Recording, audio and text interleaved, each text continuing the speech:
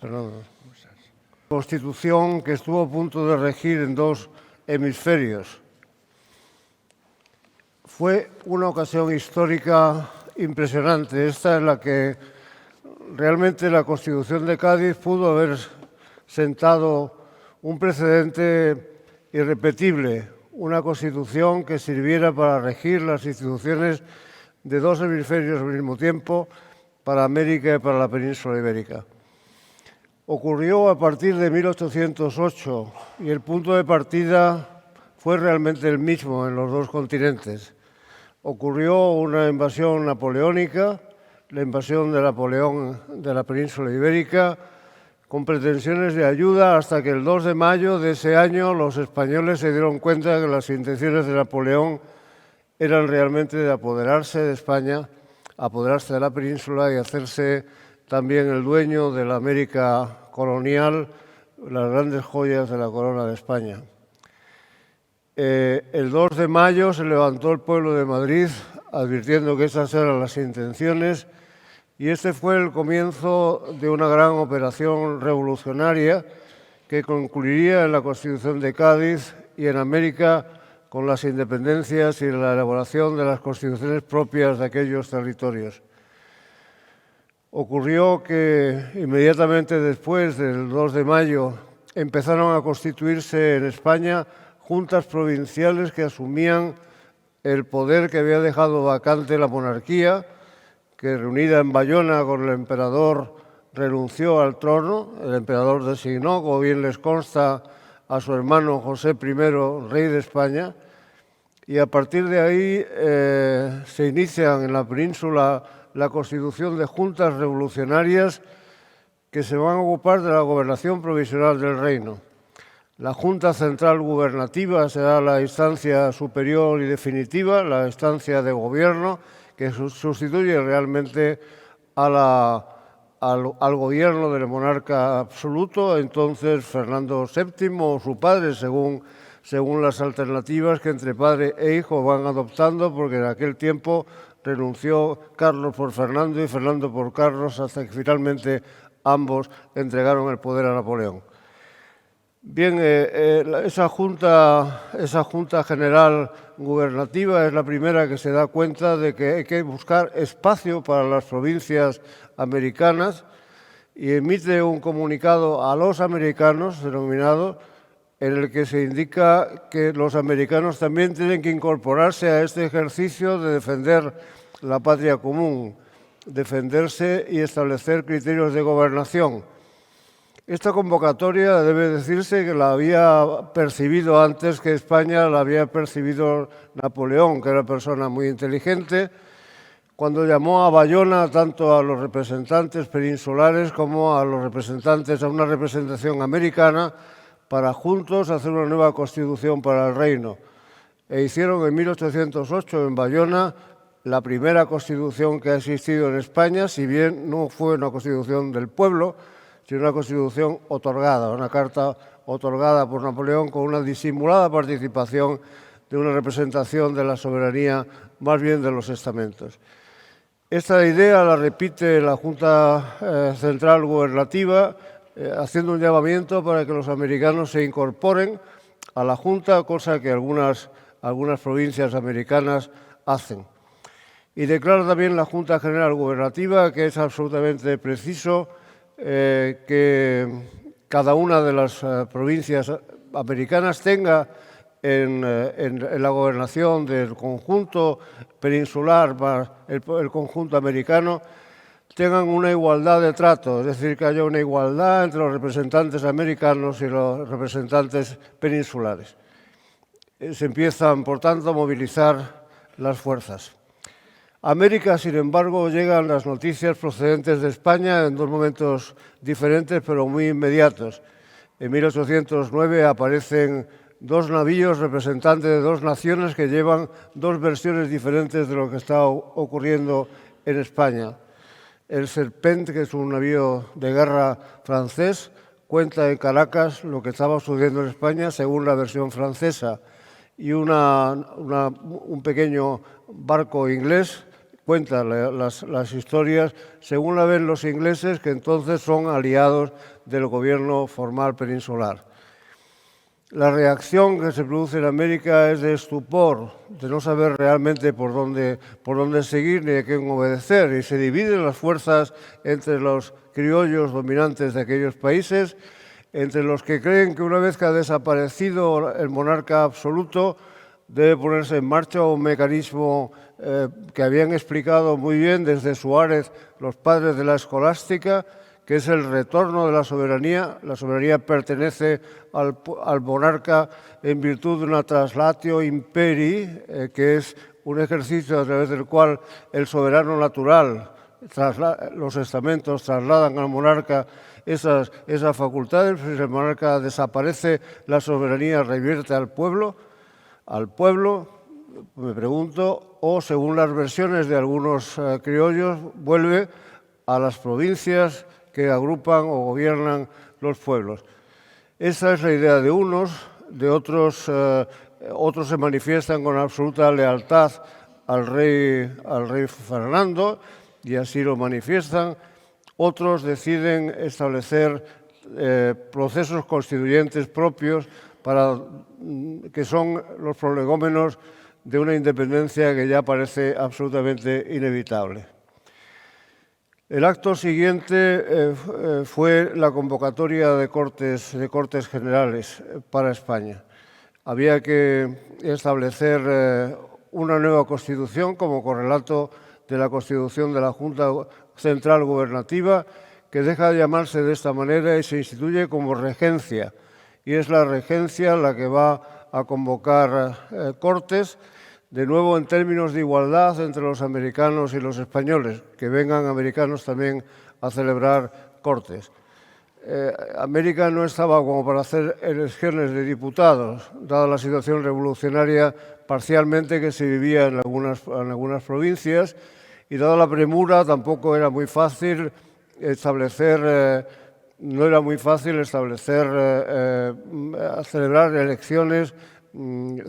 elecciones formales.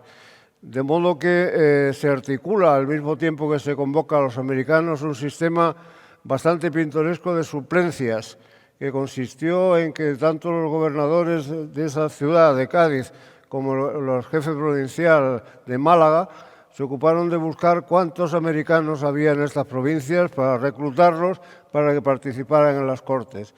Como había bastantes, se existió un sistema de elección bastante pintoresco que consistió en meter todos los nombres de americanos que se habían encontrado aquí en un cántaro y extraer del cántaro los nombres correspondientes. Sacaron 26 y luego volvieron a meterlos en una urna para extraer la representación final.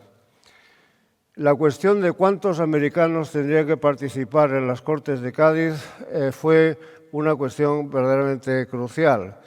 Había inmediatamente algunos muy reivindicativos, Mejía Lequerica, muy especialmente el quiteño, que planteó inmediatamente que la igualdad era absolutamente imprescindible como criterio, tantos americanos como españoles siguiendo un criterio de proporcionalidad. Y el problema era mayúsculo, porque entonces América no tenía muchos más habitantes que la península, pero podía adivinarse, y así lo empezaron a contar desde entonces, que no tardando mucho tiempo América sería superior en población, y de ahí determinaría que habría una presencia en las Cortes Generales muy superior a las Cortes Constituyentes o en las Cortes Ordinarias muy superior a la que pudiera aportar la península, lo que significaba que la soberanía real, el poder, se trasladaba hacia América y lo perdía la península. Cuestión de enorme importancia, como bien se comprende, para el futuro de nuestra nación. Bien, estos fueron los prolegómenos de un cambio radical que supuso el establecimiento de un texto constitucional que podría haber valido para todo el mundo de habla hispana. Veremos esta mañana que no ocurrió así y en qué medida se buscaron alternativas que eran las únicas viables. Lo que se plantearon entonces también todos los constituyentes eran qué tipo de constitución establecer en España, ¿Cómo sería esa constitución que valdría para los dos hemisferios? Los modelos posibles con los que contaban eran solo tres. No había constituciones en el mundo, entonces estaba empezando el constitucionalismo y había solo tres modelos factibles.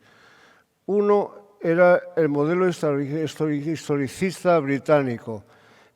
Londres se convirtió durante un periodo de tiempo, el que se ha encabalgado entre final del XIX, final del XVIII y primeros del XIX, en un centro de gran conmoción política y donde bullían realmente las ideas y por donde pasaban casi todos los hombres que tenían algo que contar en sus países, en América o en España, en materia de pensamiento e ideas políticas.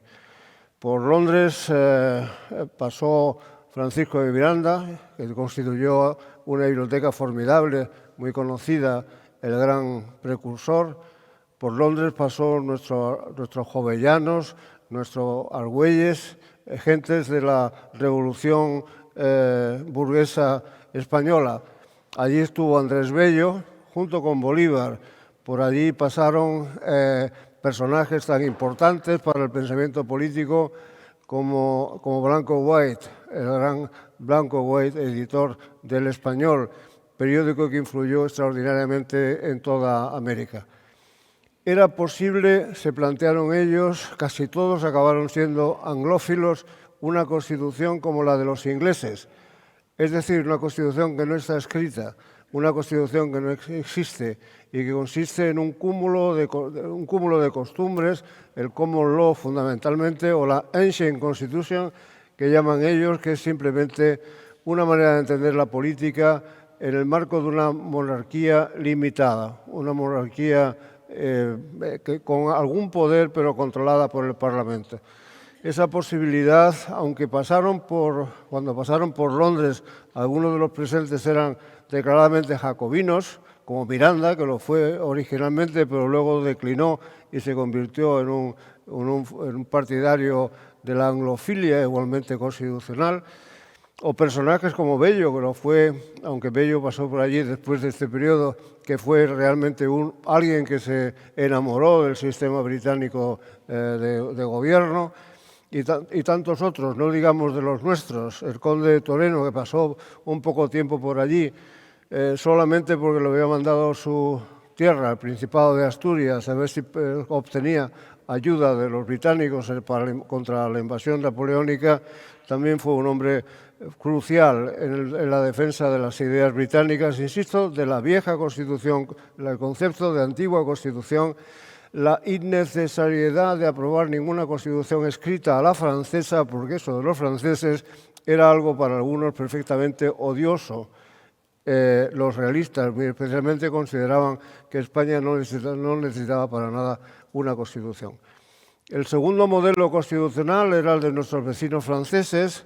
Los franceses habían hecho, a partir de 1789, con la Declaración de Derechos del Hombre y del Ciudadano, de 26 de agosto de 1789, pues un ejercicio que deslumbró al mundo, consistente en sustituir el antiguo régimen por una serie de principios nuevos donde se declaraban por primera vez los derechos humanos, por primera vez, no exactamente, por primera vez en Europa, emulando lo que habían hecho los americanos del norte.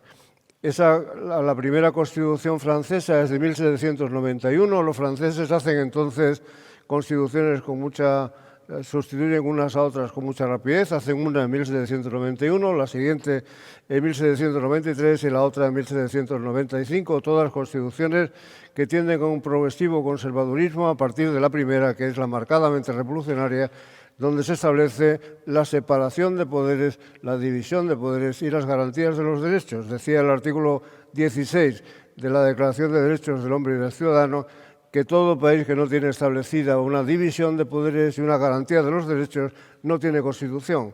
Y ellos aplicaron a rajatabla esos principios. Esta era la segunda fórmula, que era la fórmula de la Constitución revolucionaria, que alteraba por completo las estructuras del antiguo régimen y creaba unas bases institucionales completamente nuevas sobre las que gobernarse. El tercer modelo era el modelo norteamericano. Se había establecido primero allí el 4 de julio de 1776 la independencia, y con la tabla de independencia ya aparece la famosa declaración jeffersoniana sobre la igualdad que está en el frontis de esa declaración de independencia, y luego la Constitución de 1787, que ofrece una alternativa muy importante como forma de organización, que es el federalismo. La Constitución francesa había sido francamente centralista, la tradición constitucional española era francamente centralista, y Norteamérica, Estados Unidos, ofrece la versión federal como una alternativa. Los políticos e ideólogos españoles y los norteamericanos y los americanos estaban todos muy bien impregnados de estos tres bloques de ideas que manejaban con solvencia. Ya les he dicho que por Londres, que era el hervidero de la política de primeros del siglo XIX, pasaron todos, desde Miranda a Bolívar, desde Bello hasta Blanco White. Todos pasaron por allí, todos entendían realmente cuál era la orientación posible. Por otra parte, en un lado u otro del Atlántico, todos estaban perfectamente acordes con que la revisión del antiguo régimen había que hacerlo, estableciendo por lo menos la separación de poderes y la garantía de los derechos. ¿Qué constitución hicieron en las Cortes de Cádiz unidos los americanos y los peninsulares? Pues una constitución mixta y bastante peculiar. Un tipo de constitución que realmente no se ha repetido exactamente así nunca en la historia. Una constitución que ha servido de modelo a generaciones enteras de constituciones que, como han oído al secretario de Estado hace un momento, tuvo pocos periodos en los que fue aplicada.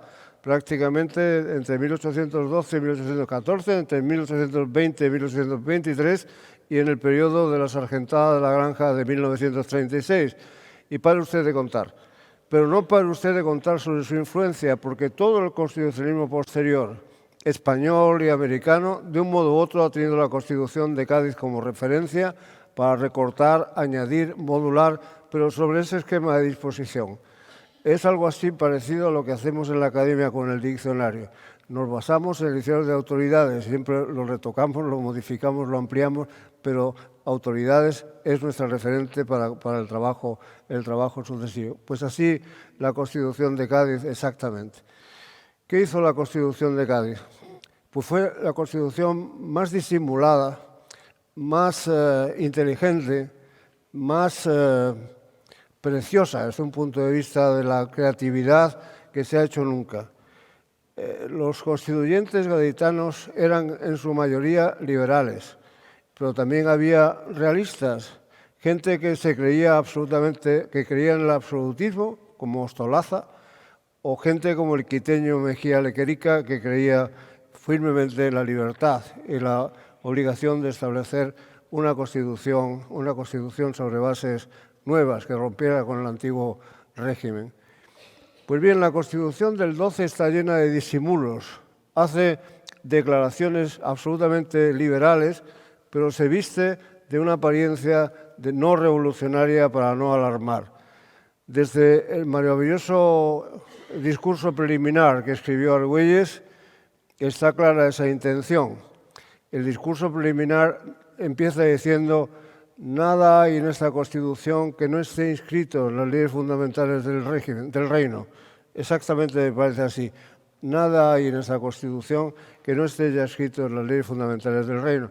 Quiere decir que si se declara la división de poderes es porque la división de poderes forma parte de los fueros antiguos. Si se declara la libertad personal es porque en España libertad personal, a pesar del absolutismo, ha existido desde los tiempos medievales. Si se declara libertad de circulación es porque esto es una libertad más. Si se declara que la corona realmente no tiene un poder absoluto es porque en España la corona siempre ha estado limitada. En fin, un poco de ilusionismo político en esas declaraciones porque no era exactamente así. Pero ellos incorporaron a la Constitución la totalidad de los principios del constitucionalismo revolucionario francés sin expresarlo con toda claridad, encubierto en la idea de lo que estaban haciendo poner al día la Constitución, el constitucionalismo histórico, es decir, el modelo anglosajón. Realmente los que estaban escribiendo esa Constitución habían pasado por Londres y lo que estaban es poniendo al día, por tanto, el viejo constitucionalismo de corte español, pero la Constitución antigua. Esta idea de Constitución antigua en España está presente a lo largo de todo el siglo XIX. Al final, la última Constitución del XIX es la Constitución que llamamos de la Restauración, que es de 1876, la de Cánovas, y Cánovas acaba también en el preámbulo sacando a colación la idea de Constitución histórica. Es algo que, en fin, en el constitucionalismo español está siempre presente, como la idea de la compartición de la soberanía entre el pueblo y el monarca, que es el leitmotiv de los cambios constitucionales que se producen en el XIX. En la Constitución española no hay en la Constitución de Cádiz no hay una lista de derechos fundamentales como ocurrió con la Declaración Francesa de 1789 o como ocurre con la Declaración Francesa de 1793, inmediatamente posterior. No hay una declaración y no hay, lo que es más asombroso, ni siquiera una formulación del principio de igualdad, que era absolutamente clave en el constitucionalismo liberal. Sin embargo, todos los derechos de la Carta Francesa, de la Declaración Francesa del 89, están en la Constitución de Cádiz, todos, disimulados de otra manera. Por ejemplo, si la propiedad, decía el artículo 17 de la Declaración de Derechos del Hombre y del Ciudadano, es inviolable y solo puede ser eliminada mediante indemnización, eso está incluido en la Constitución española en las atribuciones del monarca para atribuirle la posibilidad de privar de la libertad con indemnización, pero disimulada en un lugar bastante extravagante como las atribuciones del monarca. O el principio de igualdad no está formulado como tal, pero hay muchas aplicaciones del principio de igualdad que son absolutamente capitales. No falta ni un solo derecho fundamental. Y si acaso el que más se subraya y que va a tener mucha influencia en América es la declaración de confesionalidad del Estado. Se declara España como el Estado español como católico y esta es una circunstancia que va a tener mucha trascendencia en América. Nos trasladamos al otro lado. De América habían venido algunos diputados que lo primero que hicieron al sentarse aquí en Cádiz en los debates constitucionales era hacer una lista de 10 reivindicaciones. Esos serían sus cahiers de doléances, sus reclamaciones establecidas y una de las primeras, la situación de los diputados americanos. Primero, la representación que iban a tener en las Cortes de Cádiz y luego la representación que iban a tener con carácter general en el Gobierno, en el Parlamento ordinario, en las Cortes ordinarias de la Constitución para los dos hemisferios. También aquí la actitud de los diputados presentes en Cádiz fue de mucho disimulo y un poco de hipocresía, porque las declaraciones generales eran que sí, que claro, que todos somos iguales y que la representación tiene que ser proporcional a la población, pero con la advertencia de que esa fórmula se lleva por delante la representación peninsular y al final acaban gobernando los americanos. Y esto lo tenían dentro de su corazón, pero no lo declaraban. Y cada vez, sin embargo, que se puso a votación, esta igualdad proporcional no salió adelante. No salió adelante por diferencias de 5, 6, 8 votos determinaron que ese tipo de representación no fuera el que se aplicara, de modo que hubiéramos podido tener esa Constitución para los dos hemisferios. En el otro lado del Atlántico, mientras tanto, lo que estaba ocurriendo es que las juntas que se habían constituido también allí, en principio para integrarse en la Junta Central, pues algunas se constituyeron con la intención de mantener su lealtad más estricta al rey Fernando y a lo que ocurría y al gobierno legítimo de España, pero otras muchas se constituyeron en pleno periodo de insurgencias y con la idea de constituir la independencia y una constitución que las sirviera inmediatamente. Algunas de estas juntas son absolutamente revolucionarias desde el principio, como ocurre con la Junta quiteña o con la Junta caraqueña, de la que nos va a hablar Alan Randall Bruers luego, porque realmente hay procesos constituyentes en América, como el de Quito o el de Caracas, el de Venezuela, que se anticipan a la Constitución de 1812, de manera que no es posible pensar que se hubieran integrado porque ya ellos habían actuado por su cuenta. ¿Qué tipo de constitución hacen estas llamadas patrias bobas, que es como se denomina o como dieron en denominar a las primeras repúblicas independientes que se constituyen? Pues nos hablará Bruers luego de esto, pero la caraqueña tiene una inspiración norteamericana muy sensible, no sigue el modelo constitucional gaditano, la quiteña tampoco, y en fin, depende de los aspectos que se miren de cada una de estas constituciones, se podrá ir viendo cuáles son los elementos de los tres modelos constitucionales que antes he mencionado que más influyen en cada uno de estos textos. No voy a entrar yo en el examen de cada una de esas constituciones porque para eso tenemos esta mesa de diálogo tan ilustrada que nos va a contar ahora qué es lo que pasó en América.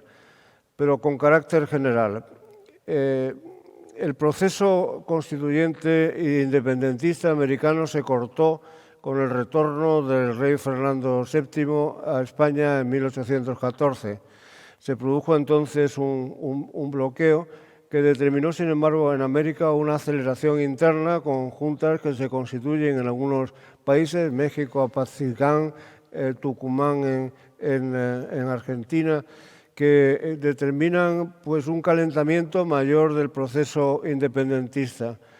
Que se va a poner de manifiesto inmediatamente en cuanto que exista una oportunidad. Y la oportunidad lo dio Riego con el levantamiento de 1820. Cuando se produce ese levantamiento, retorna a la Constitución del 12 y la Constitución del 12 es un estímulo para el independentismo americano que no es que surja entonces, sino que entonces ya no hay manera de pararlo. Ya no hay manera de pararlo por el desarrollo inmediato que tiene en cada uno de los países americanos. Las guerras entonces de independencia se hacen abiertas, los generales empiezan a tener éxito, muy principalmente Bolívar y San Martín, y el independentismo americano se generaliza hasta en las provincias que no tenían ninguna gana de ser independientes, como Perú. De modo que aquello finalmente es la Constitución de Cádiz sigue siendo un modelo. Si se hace un análisis pormenorizado de sus preceptos, se ven los rastros en cada una de las constituciones americanas, de muchas maneras que espero que al término de este congreso, en los escritos cuando pongamos por escrito todas estas ponencias, aparezca la referencia mucho más específica.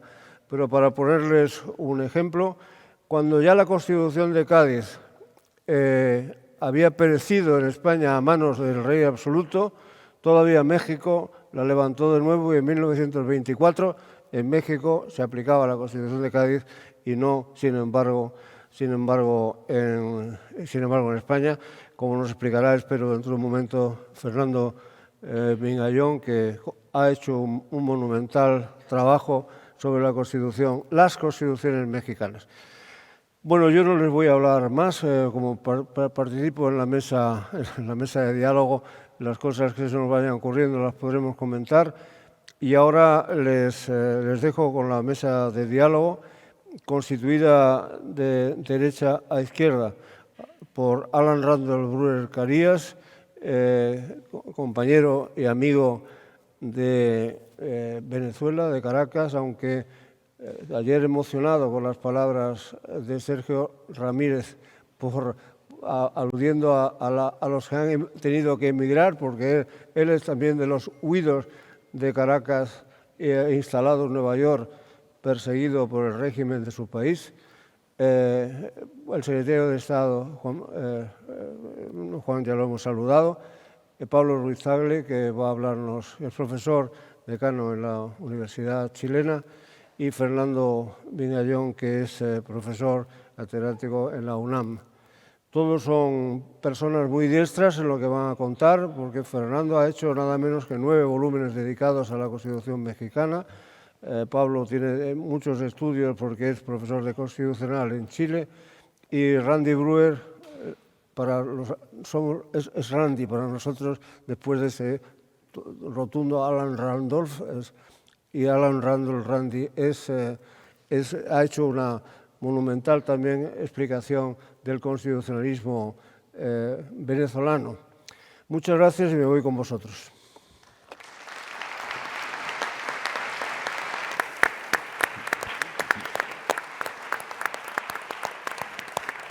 Un libro aquí. Nosotros nos hemos sentado donde nos han dicho. Sí, sí. Está muy bien. ¿Quién empieza? Pues tú mismo, ¿no? ¿Yo? Bueno, encantado. No sé si me oyen. Sí. ¿Se oye? Porque realmente no estoy habituado a esto. Oye bien. Bueno, ante todo, muchas gracias a Santiago Muñoz Machado por la invitación que me hizo a participar en esta sesión. Realmente es un privilegio. Muchas gracias. Mi visión sobre el tema de la influencia de la Constitución de Cádiz es una visión algo disidente de la que normalmente se tiene, porque es una visión que viene del constitucionalismo americano. Un dato importante: la crisis que origina la Constitución de Cádiz en Cádiz, un reino reducido a una isla, después de ser gobernado 2 años por unas juntas, un rey secuestrado en Francia, un consejo de regencia que se nombra. ¿Cuál es el primer acto que hace ese consejo acá en Cádiz, en esta isla? Convocar la representación nacional. Dicta, por tanto, el 1 de enero del año 10 una instrucción que se deberá observar para la elección de los diputados a Corte. Eso es el 1 de enero del año 1810. En junio de 1810, en las provincias de Venezuela, también tiene reflejo la crisis política que origina esta decisión del Consejo de Regencia. El 19 de abril de 1810 hubo lo que hoy llamaríamos un golpe de Estado. Se depone al capitán general, se lo expulsa de las provincias de Venezuela, asume una junta, pero esa junta es una junta conservadora de los derechos de Fernando VII. ¿Por qué es una junta conservadora de los derechos de Fernando VII? Porque en las provincias se temía la invasión también del emperador y se pensaba que el capitán general nombrado en la época de Napoleón podía ser francófilo. Esta junta, ¿qué hace? Lo mismo, dicta un reglamento que se llama el Reglamento para la elección y reunión de los diputados para formar el cuerpo conservador de los derechos de Fernando VII. Y se dicta un reglamento muy parecido, con una motivación mayor, pero muy parecido y paralelo al reglamento de Cádiz. En Cádiz se eligen diputados, como sabemos se nombran los diputados americanos aquí mismo, se les recluta básicamente en Cádiz. En Venezuela se nombran los diputados a este cuerpo conservador que se convierte en el acto en Congreso de las provincias de Venezuela. En Cádiz se eligen los diputados de Venezuela. El Congreso en Venezuela desconoce a esos diputados que piden instrucciones, desconoce al Consejo de Regencia, desconoce a las Cortes de Cádiz y se desarrolla lo que yo llamo en el documento que presenté un proceso constituyente paralelo que origina que el Congreso de Venezuela aprueba una constitución, que es la Constitución Federal de los Estados de Venezuela, en diciembre del año 11, el Congreso, las Cortes de Cádiz aprueban la Constitución en marzo del 12. O sea que hay un proceso constituyente pregaditano en América. Esa Constitución federal, que en realidad es la primera Constitución iberoamericana con toda la forma constitucional, una extensísima declaración de derechos, separación de poderes, republicanismo, soberanía popular, todos los principios del constitucionalismo modernos ahí planteados, más constituciones provinciales, porque cada provincia, recuérdense que la provincia fue una creación de Cádiz para España, pero la provincia fue una creación de España para América antes que se desarrollara en la propia península. De manera que cada provincia aprobó su constitución y tenemos constituciones antes de la Constitución de Cádiz, además de la Constitución Federal, constituciones en Barinas, Mérida, Trujillo, Barcelona, Caracas, respecto de las provincias de Venezuela, y además en Socorro, Cundinamarca, Tunja, Antioquia, Cartagena. Todas estas constituciones, estamos hablando de textos de 250, 300 artículos, con todo lo que se necesita de palabra y política plasmadas en esas constituciones. De manera que se desarrolla ese proceso paralelo, constitucional y constituyente, y con, por supuesto, un desencuentro, porque lamentablemente se produce en forma paralela. Las Cortes de Cádiz desconocen, por supuesto, lo que está ocurriendo en Venezuela, y la respuesta es el bloqueo de las provincias de Venezuela y el envío de una fuerza invasora.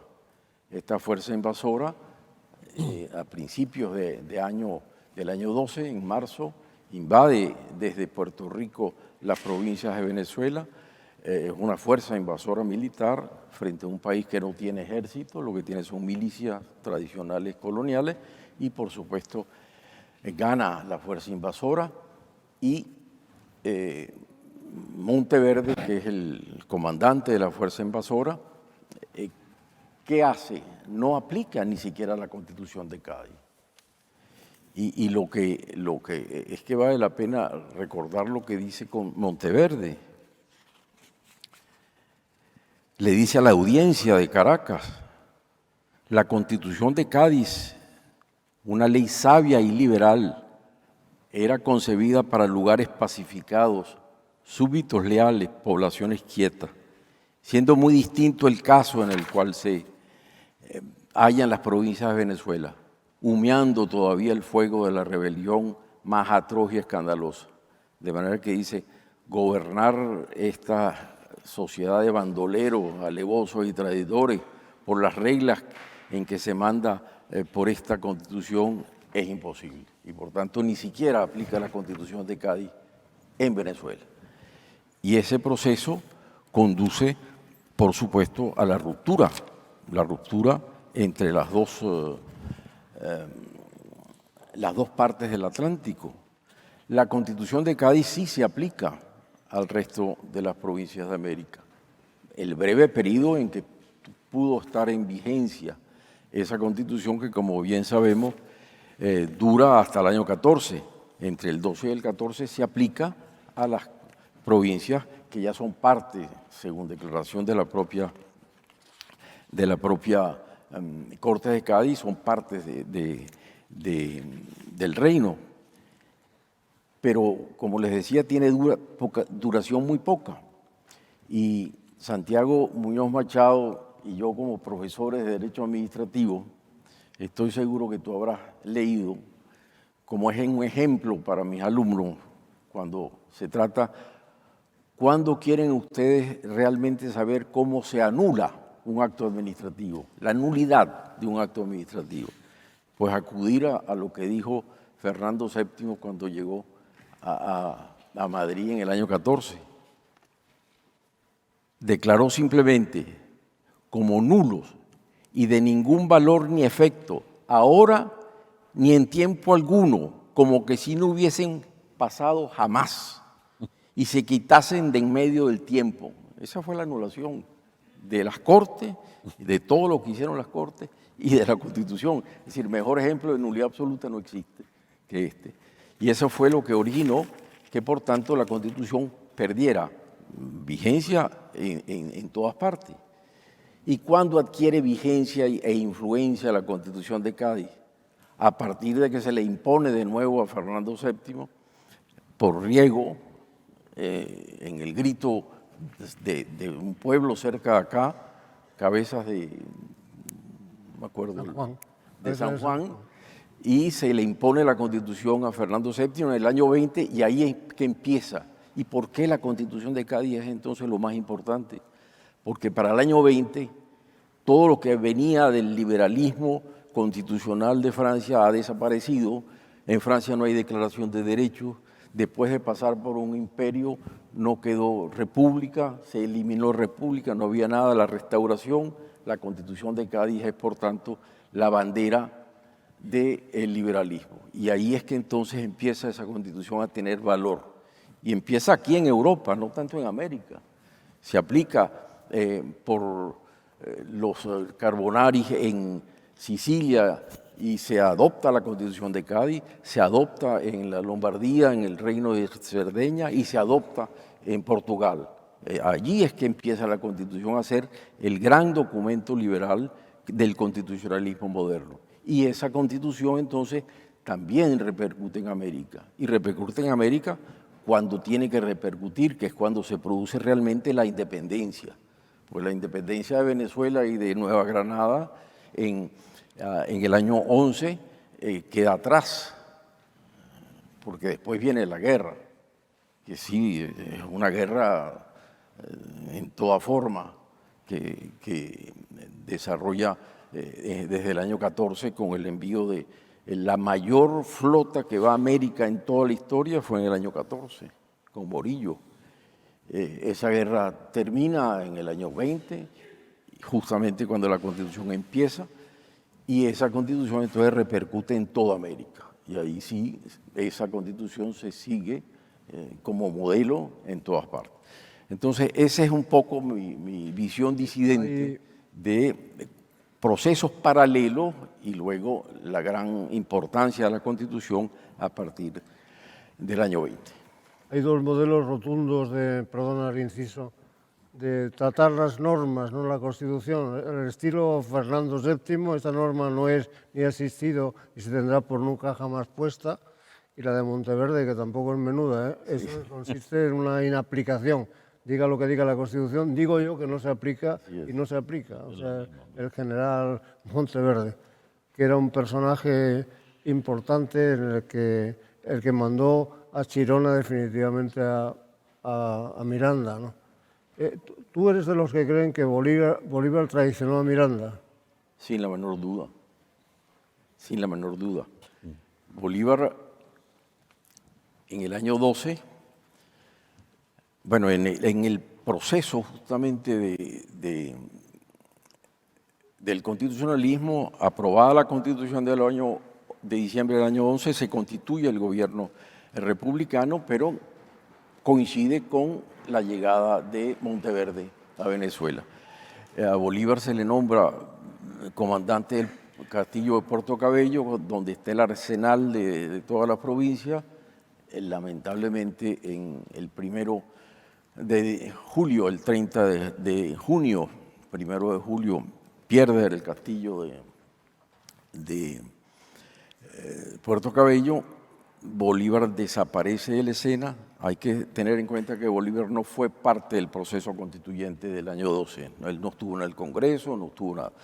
Pero sí lo nombran, porque él era de las milicias, lo nombran en el castillo, lo pierde, desaparece, como usamos nuestra expresión criolla, no da la cara, no va a ver a Miranda, que era el generalísimo a cargo de las milicias.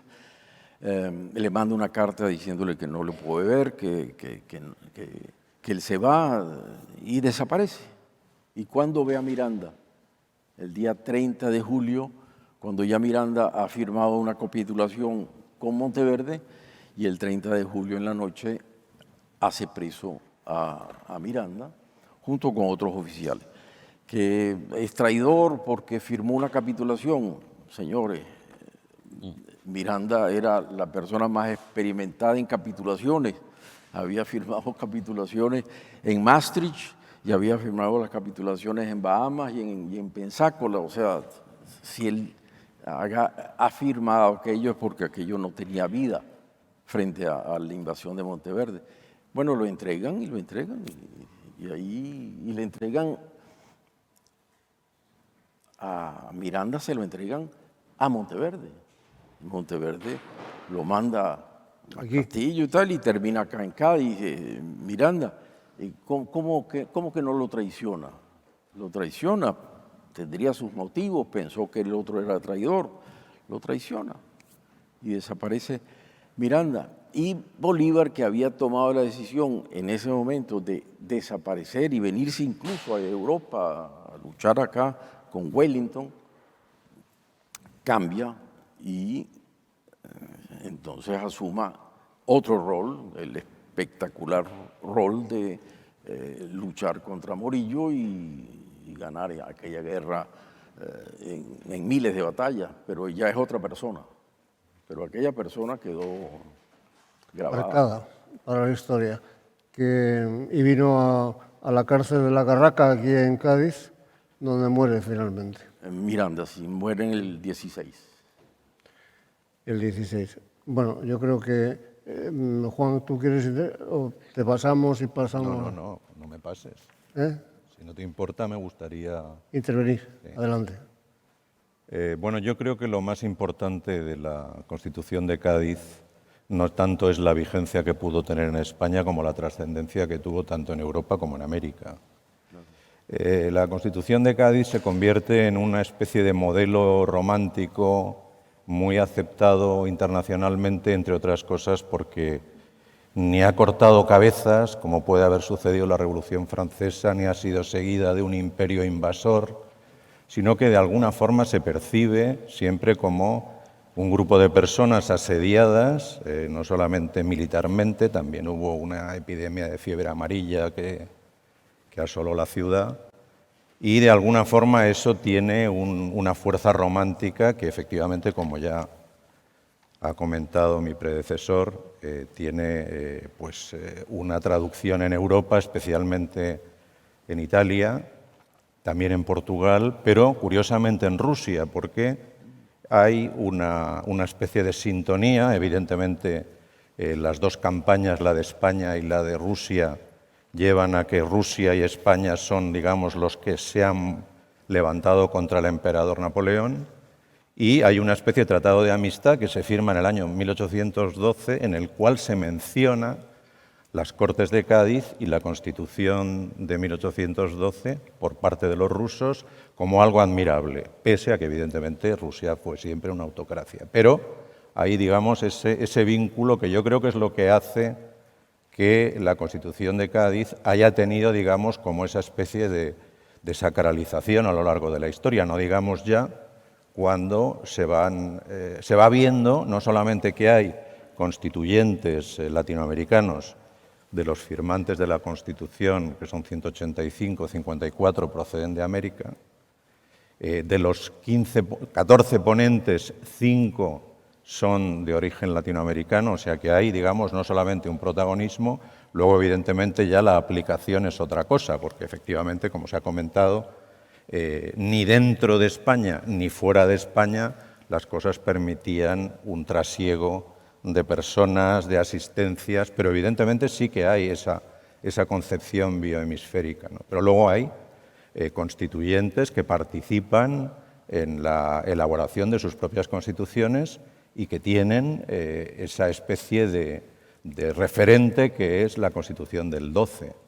Y ahí, pues, en la Constitución de Portugal, que pasa a la de Brasil de 1824, la Constitución de Chile del 22, las de Argentina del 19 y el 26, la de Bolivia del 26, la uruguaya del 30, las peruanas del primer tercio del siglo XIX están muy influidas también.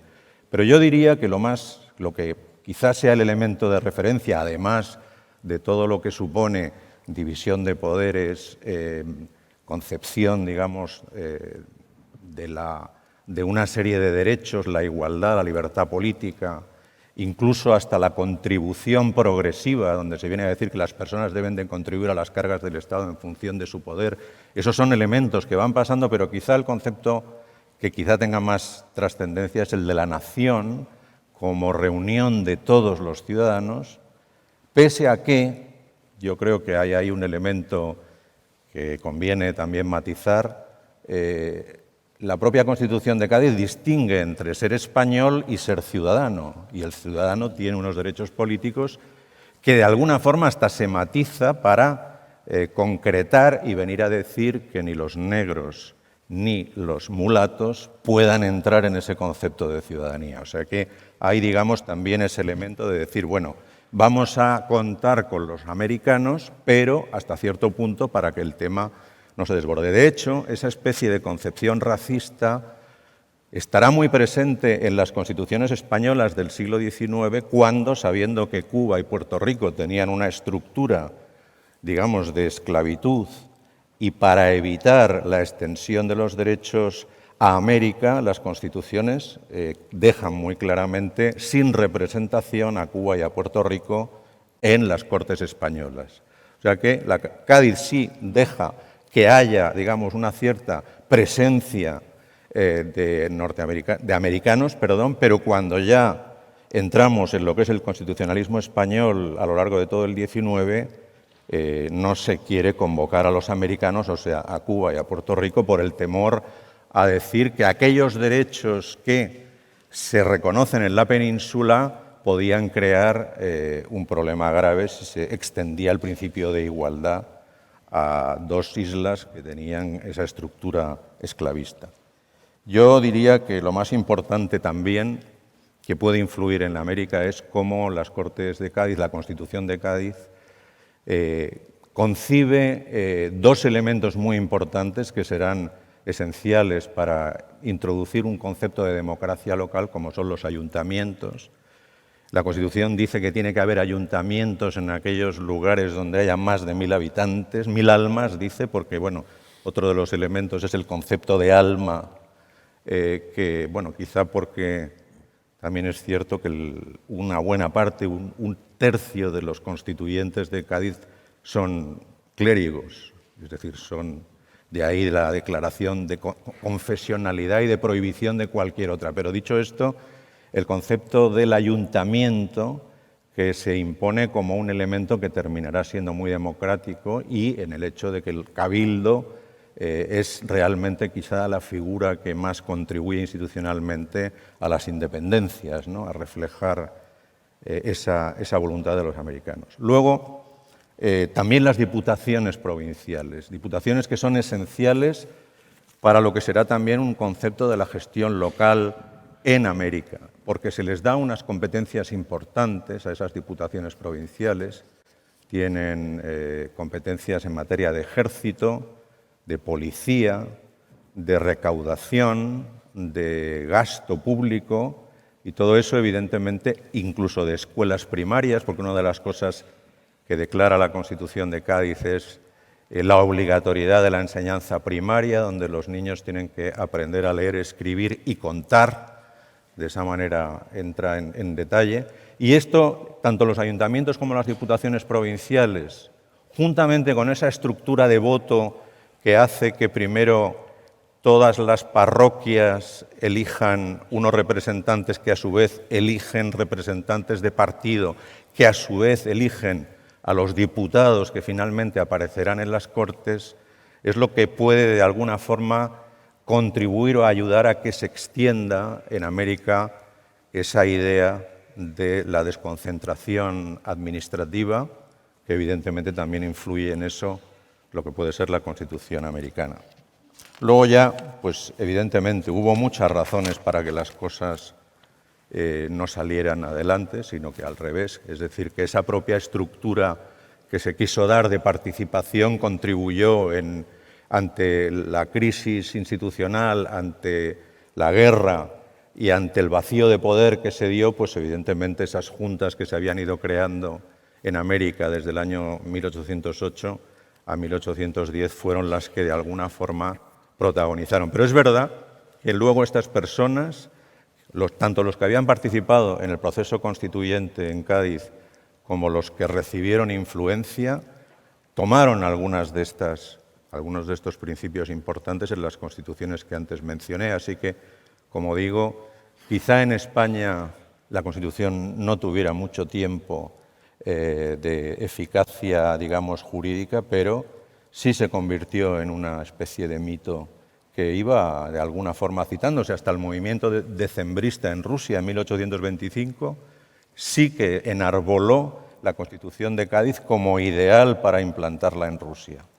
Así que, bueno, con eso. Muchas gracias, Juan. Me hubiera gustado mucho que se hubiera mantenido la participación en este coloquio, en esta mesa, de Fabián Corral, académico ecuatoriano que ha hecho un precioso texto sobre la Constitución quiteña de 1812, que es otra Constitución que se adelanta a la española por meses, desde enero, me parece, la de Quito, y también es un proceso muy interesante. No ha podido ser, pero ya lo publicaremos junto con las actas del Congreso.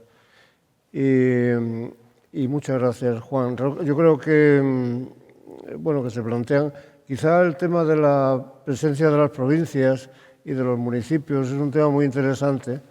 La participación, realmente las independencias se producen sobre la base de lo que los cabildos toman mucha importancia, y la recuperación de la soberanía, entienden en algunas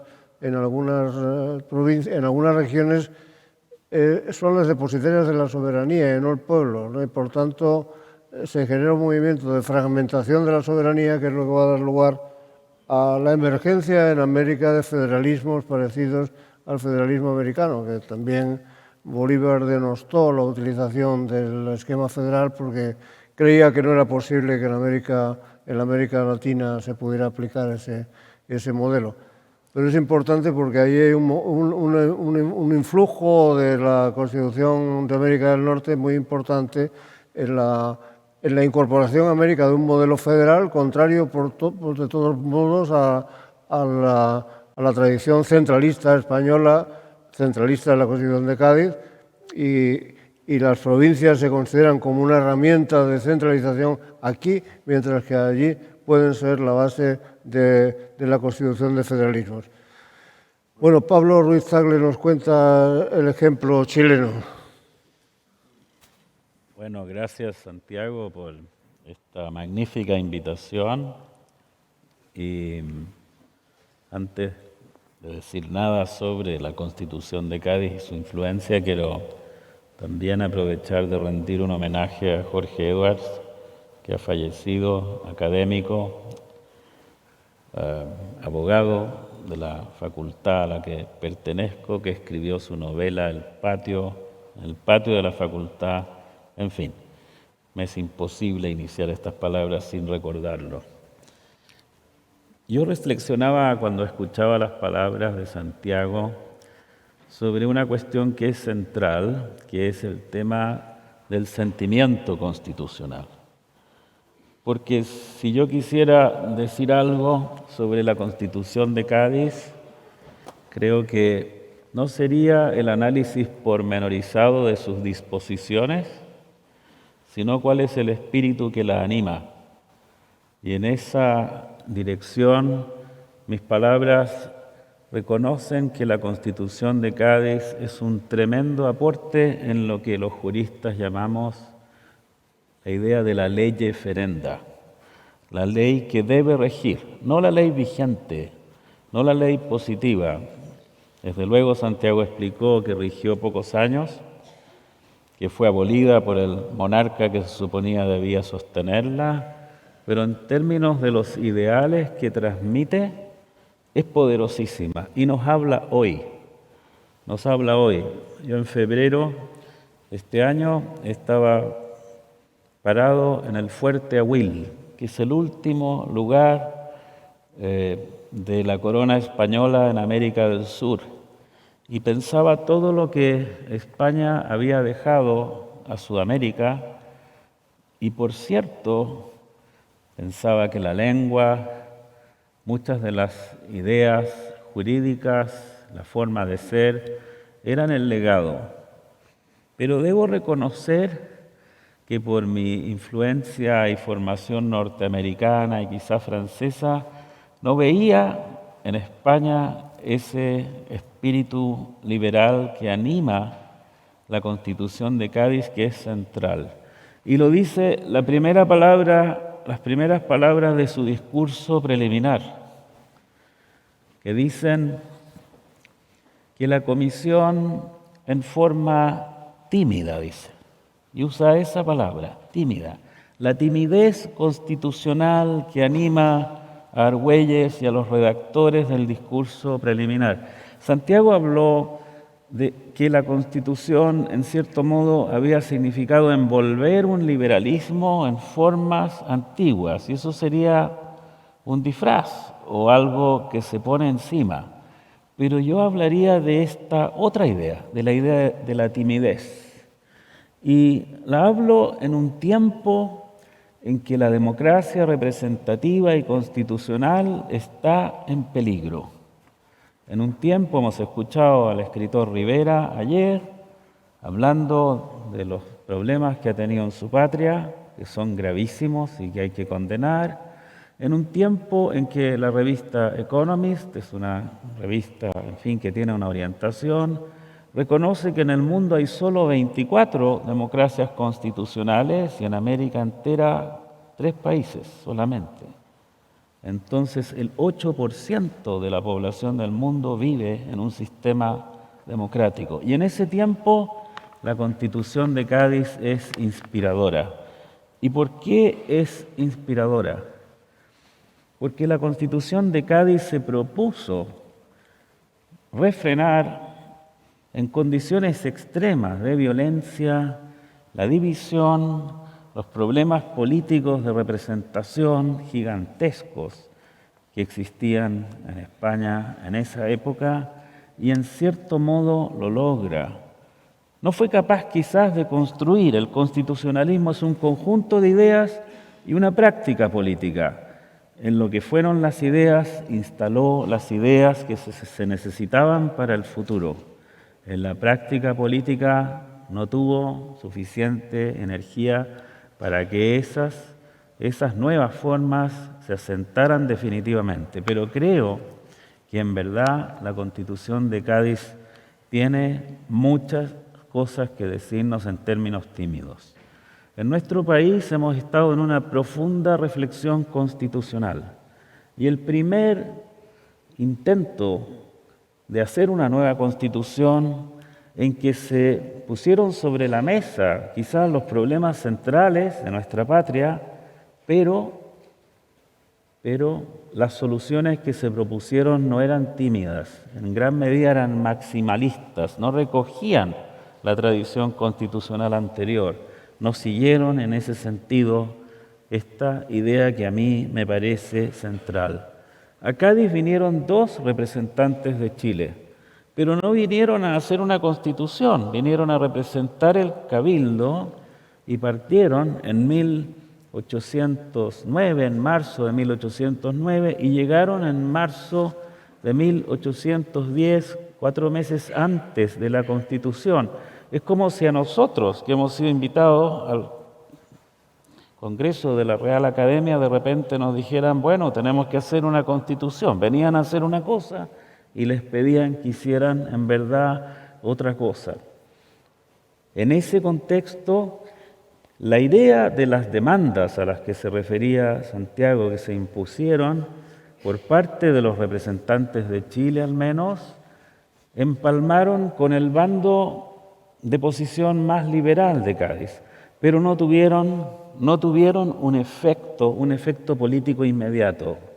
Y eso generó lo que explicaba el profesor Alan Randolph, en el sentido que generó una frustración. Y volvieron esas personas a Chile o los que estaban relacionados con ellos, y entonces se propusieron afirmar la independencia y la separación de la corona española de una manera mucho más marcada. Y es por eso que se dicta un reglamento constitucional en 1812 como una especie de antídoto contra el espíritu de Cádiz. Es un reglamento muy autoritario, lo dicta José Miguel Carrera, y desde ahí entonces se inicia un proceso de independencia que el virrey del Perú, Abascal, ve como una amenaza y envía 2.500 soldados en varias naves a Chile, y entonces se inicia el periodo de la guerra que termina en 4 años de reconquista que significan en el fondo la reimposición del absolutismo español, porque Fernando VII ya había abjurado la Constitución de Cádiz. Es en ese contexto que podemos decir la Constitución de Cádiz nunca tuvo vigencia en Chile, no es mencionada en la independencia, ninguno de los autores la tiene en verdad en cuenta en lo que se refiere a su vigencia en cuanto leye lata, pero como leye ferenda es fundamental.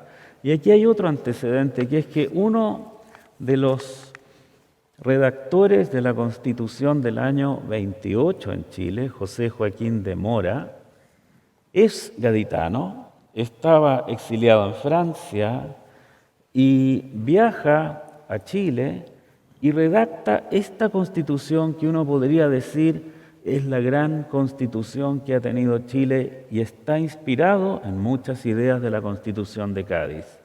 Esta Constitución, la de 1828, que tuvo una vigencia breve y luego fue reformada, ha sido una Constitución que ha instalado los principios básicos de la separación de poderes y tenía también una concepción mixta. Por ejemplo, yo quiero nada más decir una de estas situaciones de mixtura constitucional.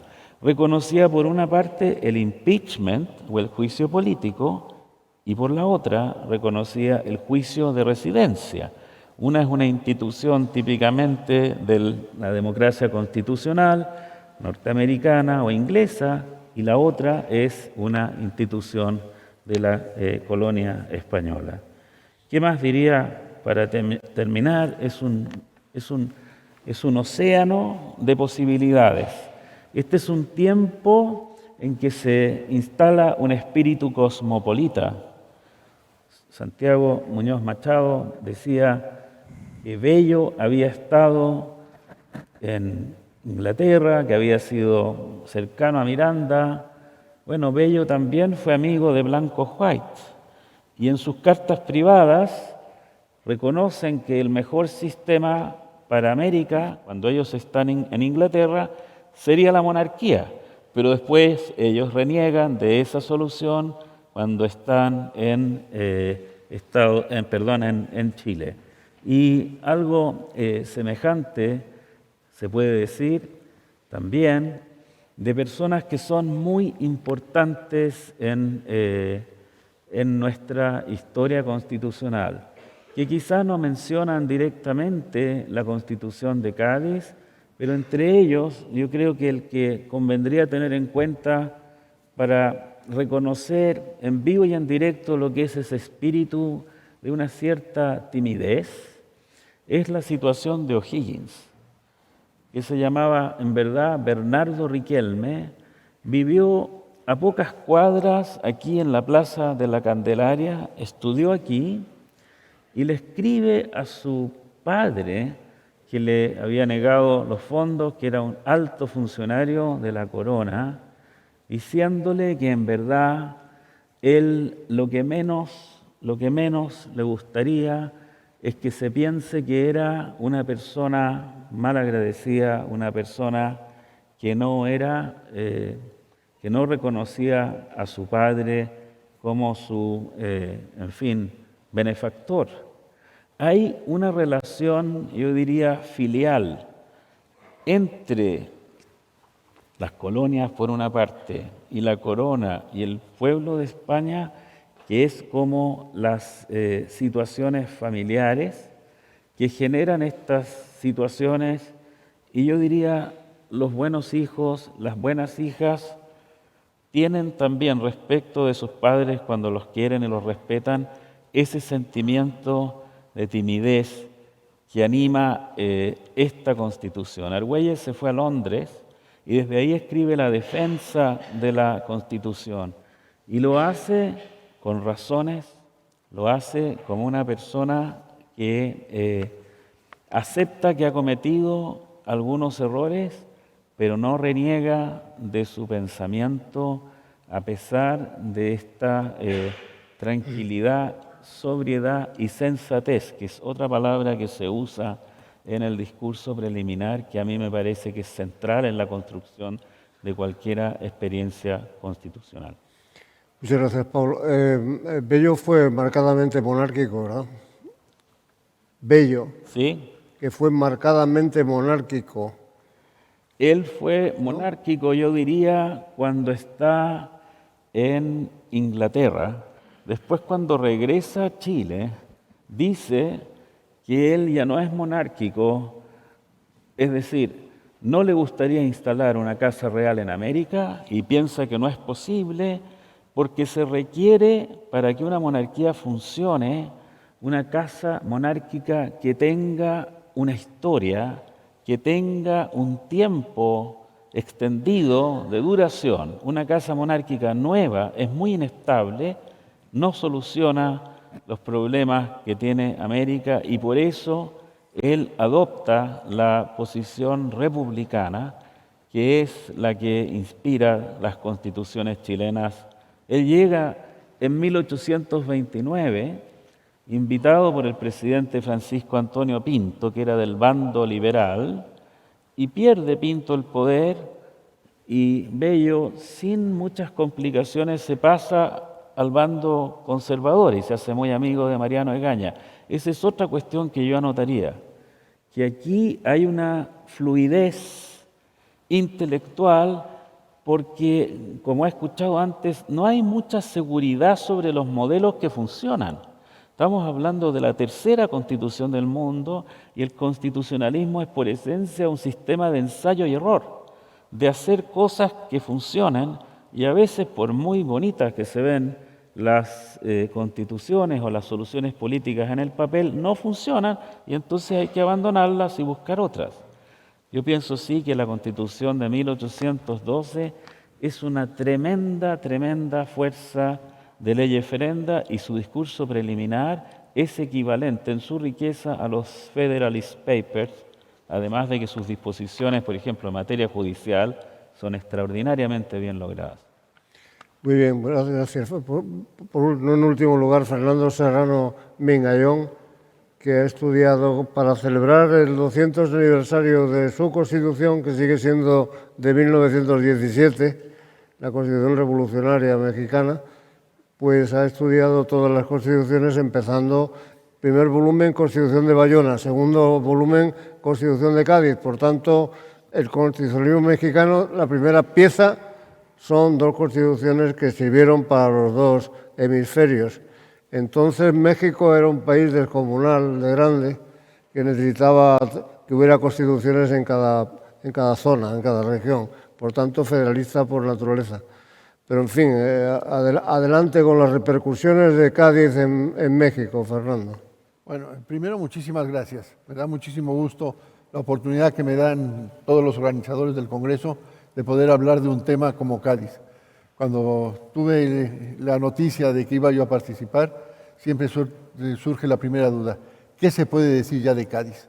Se ha dicho tanto de Cádiz que uno tiene que forzosamente que ser repetitivo.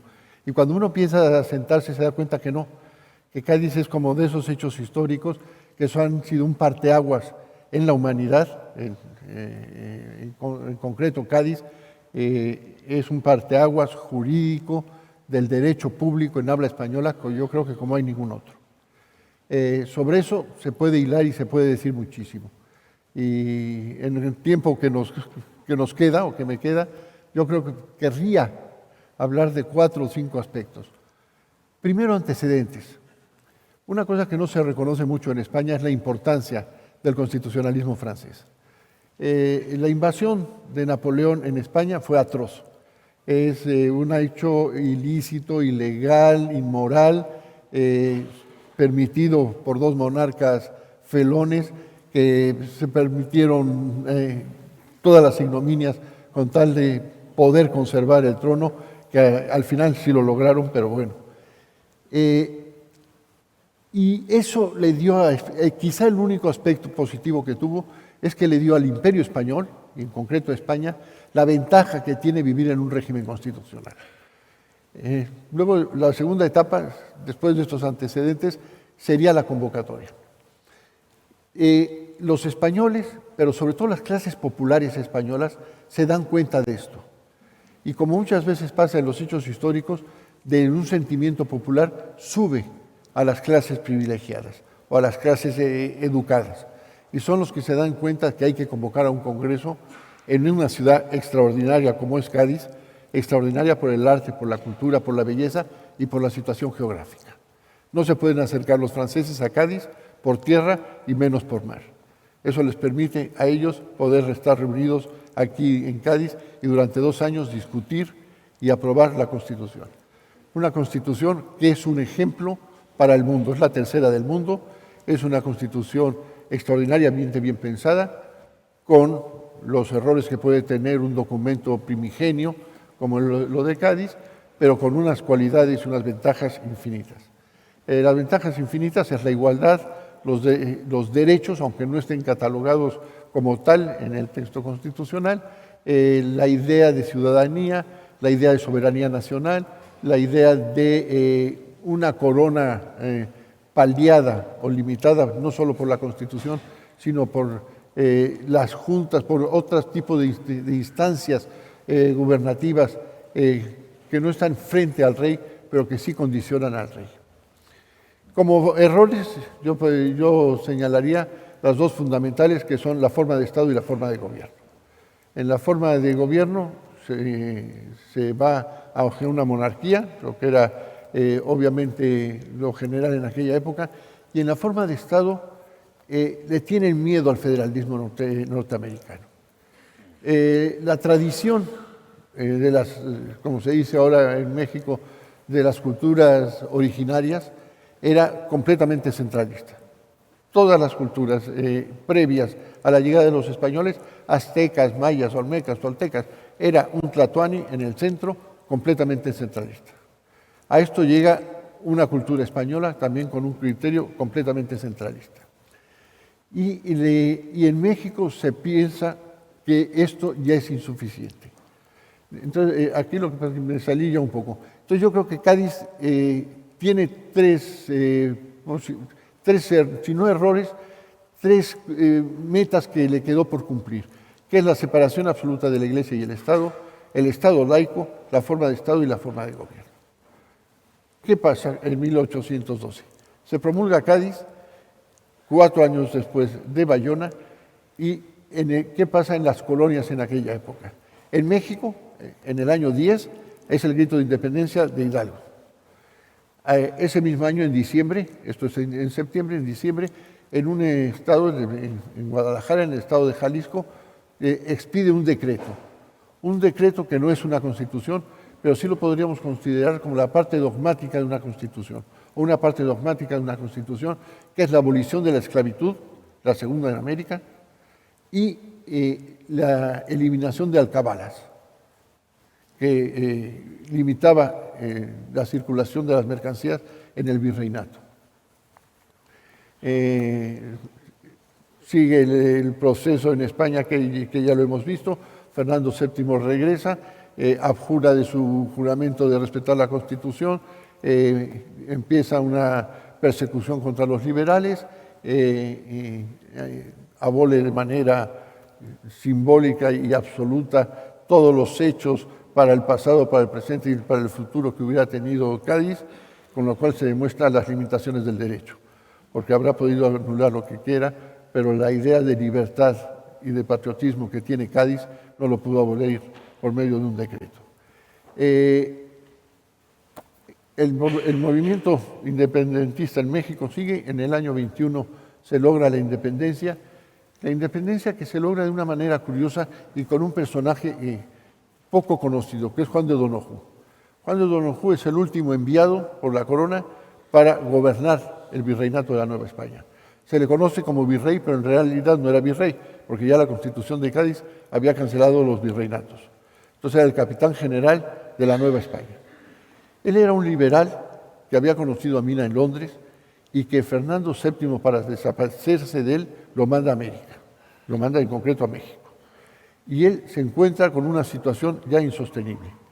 Un jefe realista, pro-español, como había sido Iturbide, que había apresado y hecho fusilar a todos los insurgentes, une las pequeñas fuerzas que quedan de insurgentes con las realistas y logra la independencia ya sin ningún acto violento.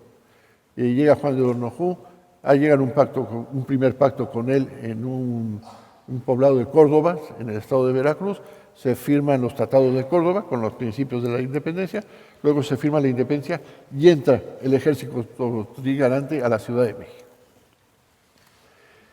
Excepto en el proyecto constitucional de Iturbide, que es un proyecto completamente monárquico, centralista, absoluto y absurdo, que él les pide para poder ocupar un trono inexistente, porque el trono evidentemente no existía, y dura 11 meses la monarquía.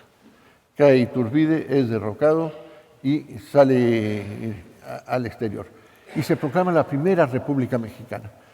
Para mí, la gran República Mexicana, el primer gran hecho jurídico mexicano, que es la Constitución del 24, que establece primero una república y luego una república federal. Se le ha atacado mucho a la república, al federalismo mexicano, diciendo que es una copia ilógica del federalismo norteamericano, que los Estados Unidos crean el federalismo para unir 13 colonias que estaban separadas. Y como México no estaba separado, por eso es una imitación absurda. Yo creo que no, que la razón es distinta. En México se crea el federalismo para evitar esta concentración del poder a la que hice referencia. La tradición mexicana era centralista, la tradición europea era centralista y el federalismo mexicano tiene como finalidad crear poderes locales que sirvan de equilibrio al poder central. La segunda etapa de los efectos de la Constitución de Cádiz sería para América y en concreto en México, que a los 4 años, a los 6 años, en el año 12 años, en el año 36, una república central.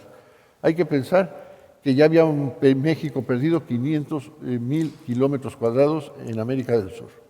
De la frontera mexicana hasta Colombia, que pertenecían al virreinato de la Nueva España, ya habían dejado de pertenecer al imperio mexicano y peligraba la frontera norte, que luego se perderían 2 millones más. Entonces, del territorio original de 4,5 millones, México quedaría con 2 millones de kilómetros cuadrados, que para las dimensiones de un país europeo es mucho, pero bueno, es menos de la mitad de lo que había tenido. Entonces, en el año 36 se da, el federalismo no nos ha servido, se ha perdido el centro de América, vamos a cambiar. Y se expide una constitución central que no es codificada, son 7 leyes, que establece un cuarto poder, el legislativo, judicial, y un supremo poder conservador para que vigile a los otros 3 que no se peleen entre ellos, y lo que sucede es que entonces se pelean no solo 3, sino 4 entre ellos. Entonces, en el año 47 se restablece la Constitución del 24, otra vez, que es la Constitución de Cádiz mejorada. Luego tendremos la del 57, ya sí la separación absoluta de la Iglesia y el Estado laico, la guerra de reforma, la intervención francesa, y en el año 57 se vuelve a restablecer la Constitución de 24, que es la Constitución de Cádiz. Esto nos da un panorama, yo creo para toda América, pero sobre todo para México, clarísimo de la influencia de Cádiz. Cádiz no es solamente un texto constitucional, no es solamente un sistema constitucional. Un sistema constitucional es más que una constitución. Es la Constitución como centro y una serie de normas que aclaran la Constitución. Interpretaciones legislativas, interpretaciones judiciales, opiniones académicas, opiniones de todo tipo, que van conformando el sistema constitucional. Y eso, en eso Cádiz es permanente todavía hoy en México. La ideología de Cádiz es una ideología vigente, viva, actual, actuante. Por eso yo creo que Cádiz, por mucho que Fernando VII haya querido borrarla del mapa, es quizá el documento jurídico que más trascendencia ha tenido. Tanto en México, porque hay un aspecto que también es muy importante desde la Iglesia Católica, que es el efecto que tiene el martirologio de sus seguidores. Todos los liberales fueron perseguidos, acosados, apresados y ejecutados. Hidalgo, Morelos, Mina, Guerrero, todos, la generación de la Reforma, los de la separación de la Iglesia y el Estado, fueron perseguidos, y eso le da un lustre mítico al liberalismo español. Y lo mismo yo creo que pasó en España. Después de la abolición de la Constitución de Cádiz, empieza el bienio liberal con Riego, y después los liberales españoles son perseguidos igualmente por Fernando VII. Riego será ahorcado en la Plaza de la Cebada, Torrijos será fusilado en las playas de Córdoba. Esa extraordinaria mujer, Mariana Pineda, una heroína mítica, asesinada en Garrote Vil, en Granada, y elevada a los altares literarios por otro mártir, García Lorca, y cuya imagen nos demuestra una mujer muy adelantada a su época, en todos los sentidos. ¿Qué nos queda para nosotros que nos gusta el derecho de Cádiz? Bueno, que los sufrimientos, la sangre de todos los que lucharon por Cádiz nos debe servir de ejemplo para luchar permanentemente por mantener los ideales de Cádiz, que no son ni mucho menos unos ideales muertos, sino que al contrario son ideales que cada vez deben de estar más vivos.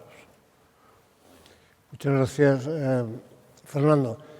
Bueno, creo que querías intervenir ahora, ¿no? ¿Querías decir algo? Sí. Sí. Dilo.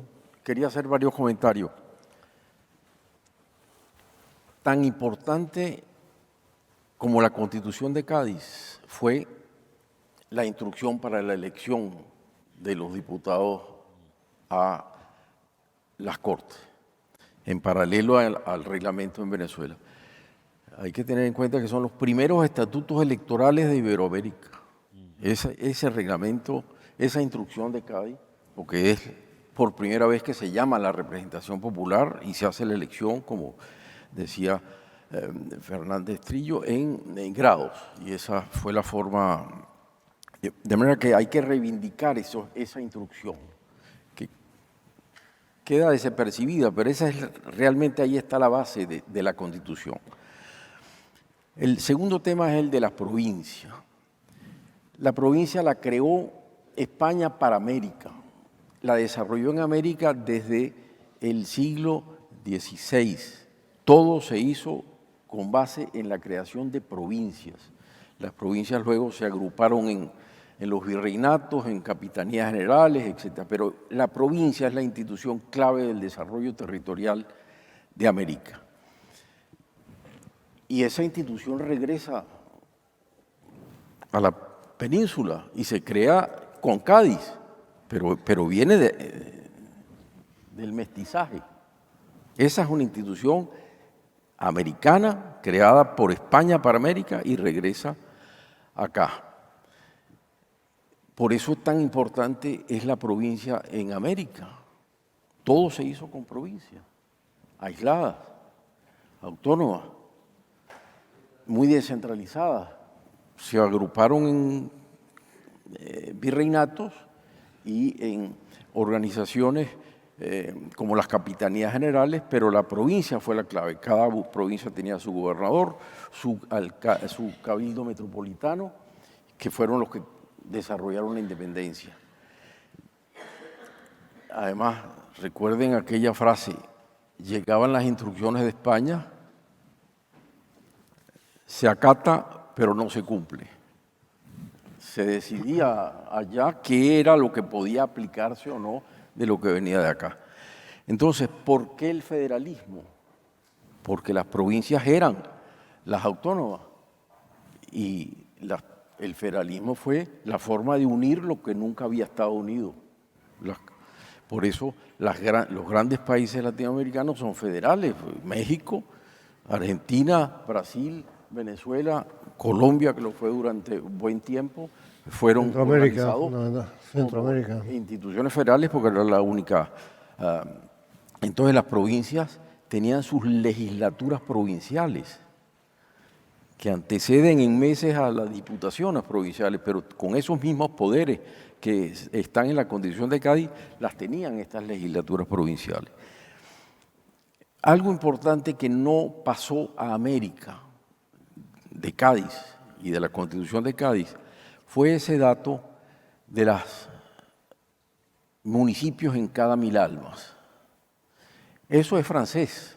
Eso viene de la Revolución Francesa, de las 40.000 comunas francesas que se convirtieron en los 8.000 municipios españoles y los 12.000 en Italia y en Alemania. Eso no pasó a América. No tuvimos eso, lamentablemente. De manera que no bajó.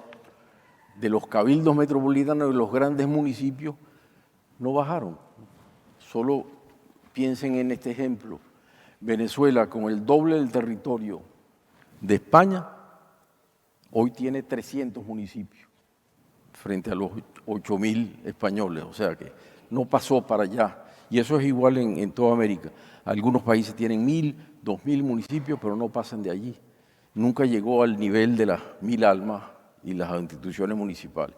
Y un último comentario, el gran Bello. Bello. ¿Quién era Bello? El capitán, el oficial mayor de la Capitanía General de Venezuela. Cuando se depone a Emparán, el mayor oficial de la Capitanía es Bello, pero él está de acuerdo con la revolución, pero venía del gobierno, de manera que sus amigos en la Junta Suprema lo nombran secretario de los comisionados que van a Inglaterra, a buscar el apoyo de Inglaterra para enfrentar al emperador. Y ahí se queda en Inglaterra. Entonces, que era monárquico, ¿no? Bueno, primero venía del servicio de la institución monárquica, y luego en Inglaterra tiene, por supuesto, la inspiración monárquica, pero eso cambia cuando va luego a Chile, que ahí es que desarrolla su actividad. Muy bien. El debate sobre las provincias en Cádiz sigue teniendo cierta actualidad, porque lo que se debate en Cádiz es justo el nivel de autonomía provincial que requieren todos los americanos, y en España hay una intervención de las más brillantes del debate constitucional, que es del conde de Toreno, cuando dice el gran asturiano que esto de la autonomía provincial ni hablar. Las autonomías territoriales no existen, son nada más que puras divisiones para el gobierno de la nación completa. Y es la declaración esencial del centralismo que se sigue aplicando en 200 años después, y es lo contrario a lo que había reclamado América, provincias que tengan potestades autónomas. Y Toreno dice que eso ni para España ni para América. La razón del fracaso de la Constitución de Cádiz en América, bueno, hubo muchas razones, entre otras que estaban declarándose las independencias, pero la falta de idoneidad de esa Constitución es que no supo inventar una forma de gobierno para los dos hemisferios.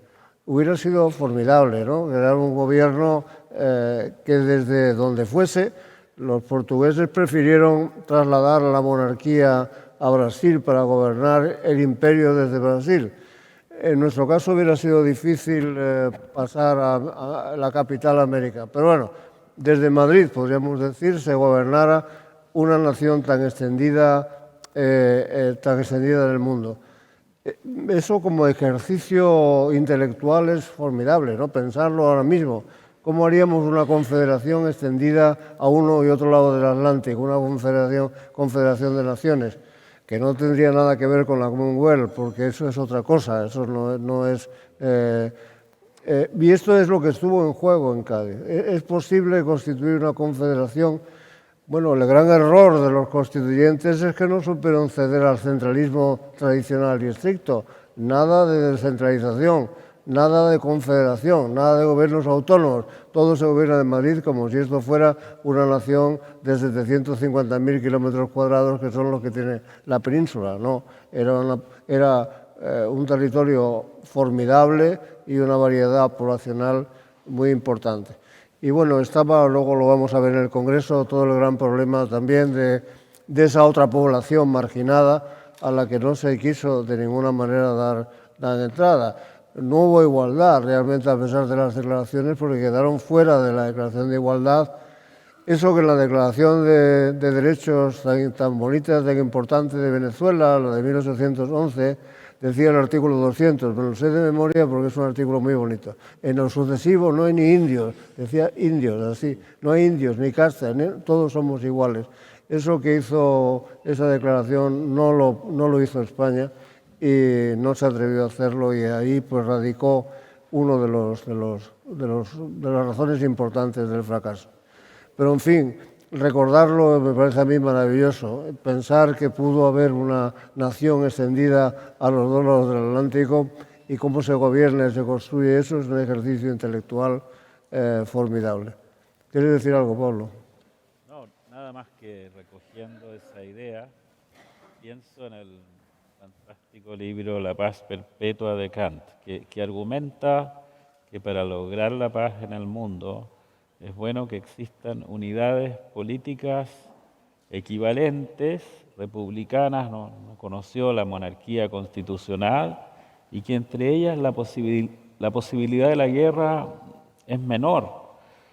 Construir un gran poder que se gobierne un territorio tan amplio de tantas personas, creo que es muy difícil pensarlo, concebirlo. Esa es una idea central. Y lo otro es nada más una referencia al gran libro de Cercas, Anatomía de un instante, que creo que tiene ese espíritu de Cádiz en esa sección final, cuando él recuerda y valora lo que hizo su padre con Adolfo Suárez, es decir, reconozcamos la grandeza de Argüelles, de esos héroes que fueron algunos de ellos mártires, pero también otros que estuvieron quizá después aliados con la corona y que fueron moderados y que tenían esa timidez constitucional que es la que yo he mencionado. Gracias, Santiago. Muchas gracias. ¿Alguna palabra brevísima más? ¿Queréis intervenir? Pues entonces darle las gracias a todos por su paciencia y su atención y levantamos la sesión. Continúa el Congreso según el programa. Muchas gracias. Muy bien. Un placer. Igualmente, ¿no? Mucho gusto.